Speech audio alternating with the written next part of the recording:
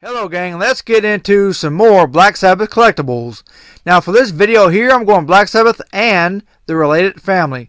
Now what do I mean by family? Well, for example, Tony Martin, If There's a Heaven, a 7-inch single, which is a single version, shorter than the album version, with the B-side of India. If There's a Heaven also had a CD release, which is the album version of the song, and some other tracks from the Back Where I Belong album, but it's only snippets. Snippets of Back Where I Belong, Sweet Elise, and It Ain't Good Enough For Me. Inside here, I don't read German, so I'm not sure what that says. The end. This was a CD that was sold during their last tour. However, I have it on vinyl. Now, where did I get this from? I can't tell you. Mine is still sealed. It has the same tracks as the CD. 4 unreleased songs from 13 and 3 live cuts from the previous tour. I'm not sure how many of these are out there, but there you go. Rock Hard Volume 7 Video Magazine. For those of you who are too young to know what a video magazine was, it was a magazine on video. It had interviews, live clips, behind the scenes, sometimes music videos, things of that nature. This one here has a sit-down interview with Tony Martin and Tony Iommi that lasts for over 7 minutes.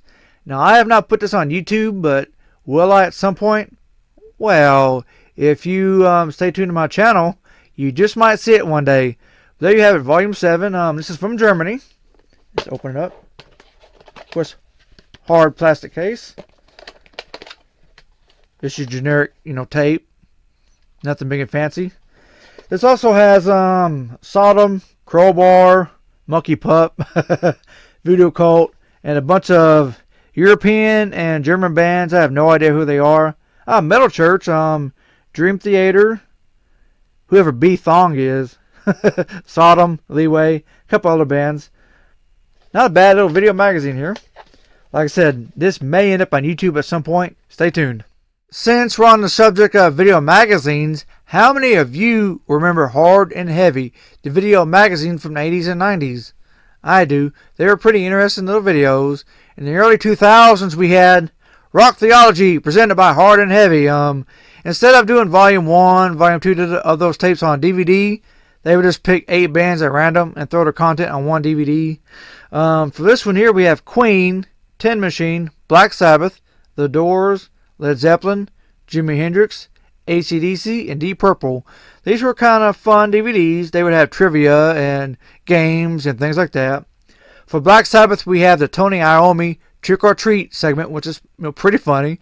Tony and Cozy talking about the Trash music video, and they play the Trash music video, part of. And then you have Bill Ward talking about his first solo album. Pretty cool little video. I don't think these are in print anymore, but this is Volume 4 if you're looking for it. Kerry Livgren, Seeds of Change. Now, I know some of you are going, Kerry Livgren, the guitar player from Kansas? Why is he on this video? His 1980 solo album had not one, but 2 songs with the guest vocalist, Ronnie James Dio. He did Mask of the Great Deceiver and To Live for the King. Now, this is a pretty good little record. I suggest you pick it up. This was recorded after Dio left Rainbow, but before he joined Sabbath. So this was that, middle period. Check it out. It's a good record.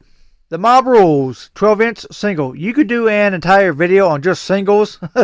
This one is one of my favorites. It's black, simple, straight to the point. The back cover, simple, straight to the point. The disc itself,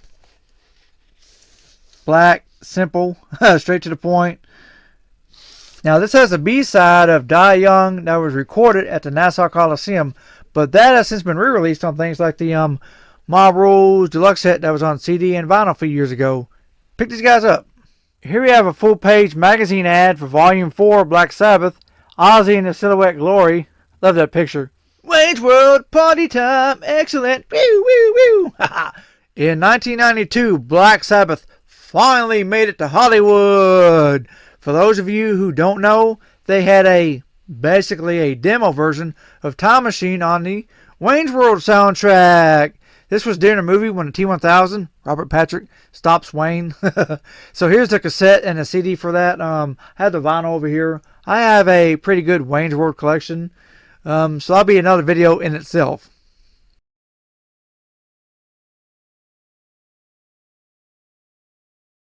They sold their souls for rock and roll. Catchy title. Yeah. This was a documentary from the Ozfest 99 that was shown in some theaters. However, this did not make it to Showtime, which was the original idea. This did not make it to home video. Apparently, music clearances were not properly done, so this movie cannot be licensed. Don't give me a line. Now, this here is a DVD from a master print, not a digital release, not a copy from a film reel, but a master. Means this was produced before it was made into film reels for theaters. So this is as good as it's going to get. Made my own DVD case for it. Black, simple, just like I like it. Now, will this ever see the light of day? Probably not. But clips of this have been shown on Ozzy documentaries and things of that sort, so who knows. The Butterfly Ball, the pet project from Roger Glover, on vinyl. This has Ronnie James Dio and Glenn Hughes on vocals. So, of course, gotta have this one. Masters of Reality, a 3 DVD set from 2005, which was an unofficial release, of course. A pretty good little documentary style DVD set. It's on 3 discs. Each one's an hour long. Kind of a money grab, I guess, so they could charge $10 more. Disc 1 covers the early days. Disc 2 covers the 70s and 80s. And Disc 3 covers the 90s pretty much. This has some interviews with the band, including the original members. Also Glenn Hughes, Bobby Rondinelli, Neil Murray. So it's pretty good to have their thoughts. Some rock journalists give their perspective on things. But for 2005, when this came out, this had a huge surprise on it. As we all know, Black Sabbath performed Never Say Die twice on Top of the Pops. Well, the first performance, easy to find. It was on the Story Of VHS set. But the second performance was rare, but this had it on it. This was the first time I had ever seen it. This was the only video at the time that had that on it. So that in itself made it pretty cool. Like I said, for the time. I'm pretty sure this is not in print anymore. So I'm not sure where you can buy one of these, but I suggest checking it out. Well, Volume 2 in the tank.